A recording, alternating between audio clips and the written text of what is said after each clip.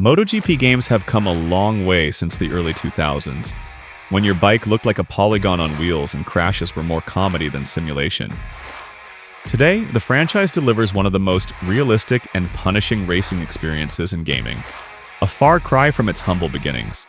The journey of MotoGP in gaming mirrors the evolution of motorsport itself, fast, technical, and often unpredictable. But the ride hasn't been smooth.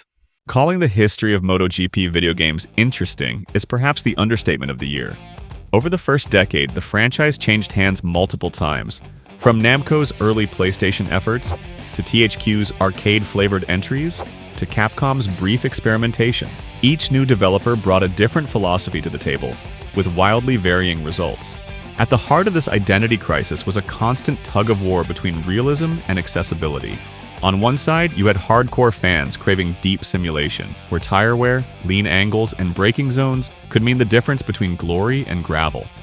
On the other, newcomers looking for an approachable pick-up-and-play experience, and not a punishing physics simulator.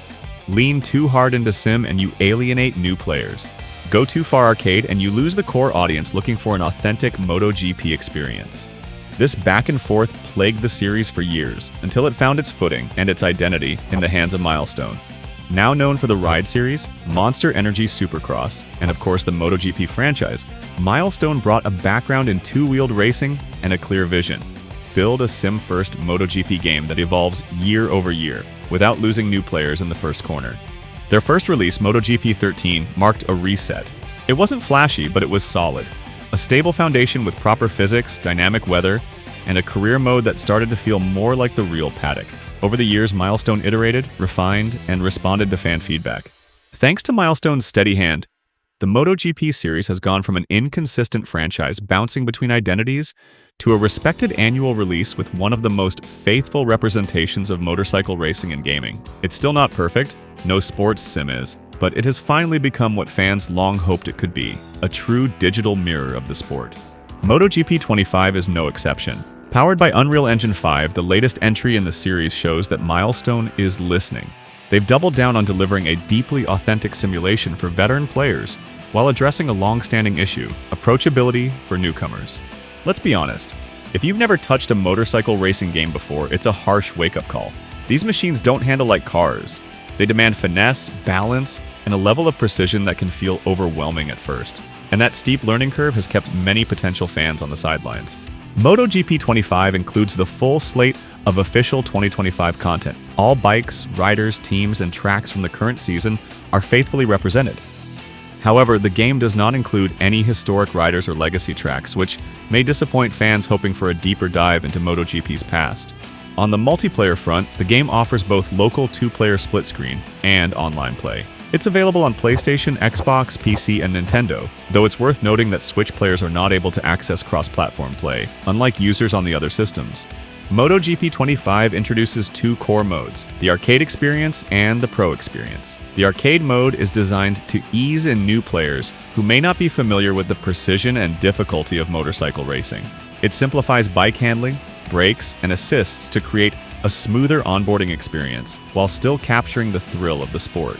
This mode is available across all standard game modes, with the exception of MotoGP Academy, which is built for experienced players looking to master the finer details. Of course, seasoned players will want to know about the bike feel and physics, and yes, there's a noticeable difference. The physics system has been revamped. Some players will love the new handling immediately, while others may need to fine-tune their setup to get the response they're used to. It feels more grounded and reactive overall, and there's an added sense of physicality in how the bikes behave.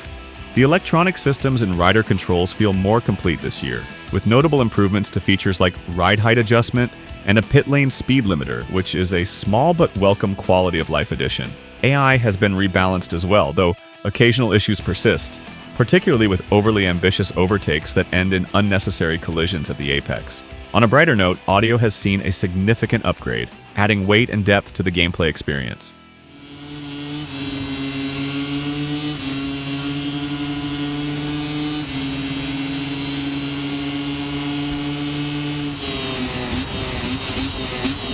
Now, for the not-so-great parts. Fuel strategy still feels underdeveloped, having little real impact on race planning. But the biggest letdown remains the tire system. Despite multiple tire choices, their in-game effect is minimal. In practice, unless you're racing in wet conditions, the soft tire is almost always the optimal choice, a missed opportunity for deeper strategic gameplay. Customization returns in full, letting players personalize their rider, bike, and helmet.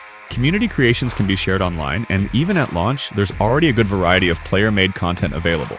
The editor itself hasn't changed much from MotoGP 24, a don't-fix-what-isn't-broken approach that works well enough. Lastly, the addition of mini-bikes, motards, and flat-track racing is a fun side experience that adds variety to the package. These modes are a nice distraction, but with only 2 dedicated tracks, the content feels thin. Still, it's a promising foundation that could be expanded if fans respond well. MotoGP 25 is a very solid entry in the series, one that shows Milestone is serious about refining the experience for both longtime fans and new players. The revamped physics, improved audio, and the introduction of the arcade mode show real progress. There's a clear effort here to make the game both more immersive and more accessible, and for the most part, it pays off. That said, this game definitely isn't for everyone. If you're coming from car racing games, be prepared. The transition to two-wheeled racing can be rough. The handling is far more delicate, and the learning curve is steeper than you might expect. But if you're patient and open to the challenge, there's a rewarding experience waiting here.